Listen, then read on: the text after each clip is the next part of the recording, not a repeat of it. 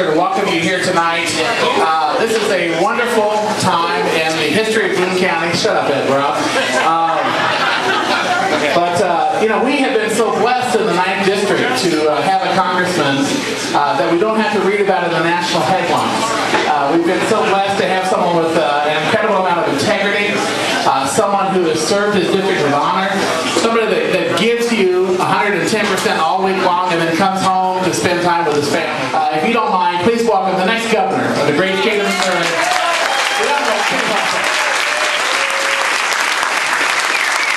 I don't want to put him on the spot, but I also see, would you call them first children, I guess? My older daughter, Casey, who's waving, and my younger daughter, who's hiding, Hannah.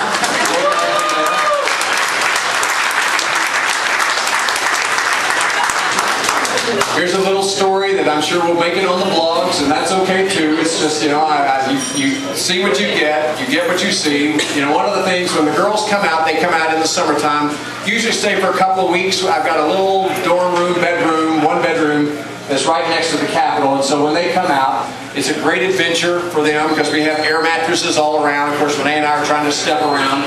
And so we were trying to explain to our girls, Casey and Hannah, about, you know, we're giving that Congress. And, you know, they've kind of gotten used to the Capitol, and they've gotten to meet the President.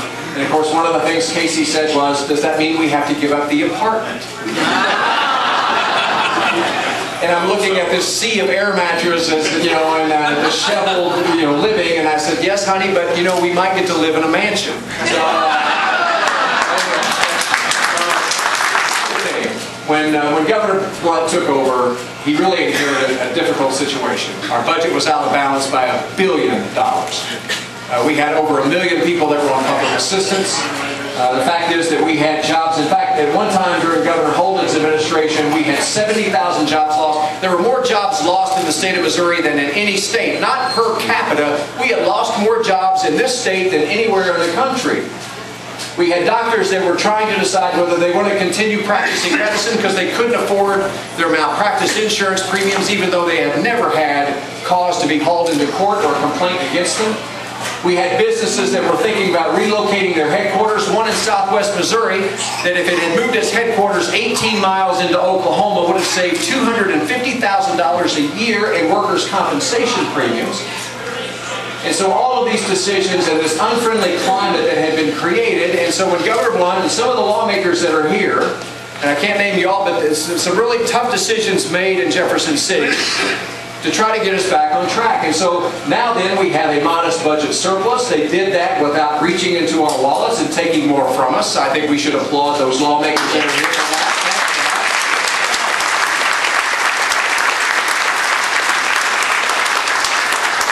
Helped rein in these out-of-control lawsuits, and so now doctors are practicing medicine with regular premiums. We've got workers' compensation changes.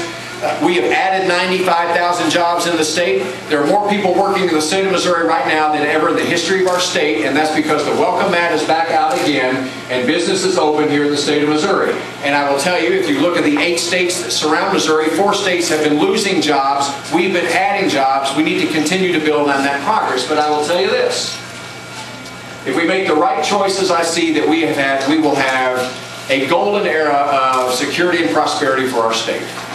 If we make the wrong choices, what I see is we will roll back to those days when people are not getting good quality health care from Medicaid, where lawsuit abuses will reign once again, where there will be promises made, there will be government that we can't afford if we make the wrong choices in this race. And so I pledge to you again to continue that fiscal conservative, common sense, those values that have kept driving me in Washington, D.C. We're taking that to Jefferson City. We've got a lot of road ahead of us. We've got a lot of work ahead of us. But I'm excited about this. With your help, we're going to get this done, but we have to take every single day. Every single day. When we jumped into this race, you know, and part of it is, you know, my former boss, Jay Dixon, has been doing this for 3+ years, getting ready to run for governor. This is a 9-month effort for us. Renee said this is like a pregnancy. You know, and I'm thinking about the pain, you know, but I think think she means at the end of this, there's a beautiful thing or great thing that can happen if we just get our work done. Polling numbers are strong, I will tell you, both in the primary and in the general election. We have over 60 House members and senators who have decided to endorse our candidacy in the primary. That's not often done. The fundraising, we've got an aggressive fundraising. We've got a great team that we're putting in place. All that we need now is for you to help us roll up our sleeves, get those voters, and we can get it done. And I will be proud, just as I've been proud to serve as your congressman, I will be equally proud, more proud, prouder to be your governor. Thank you all very much.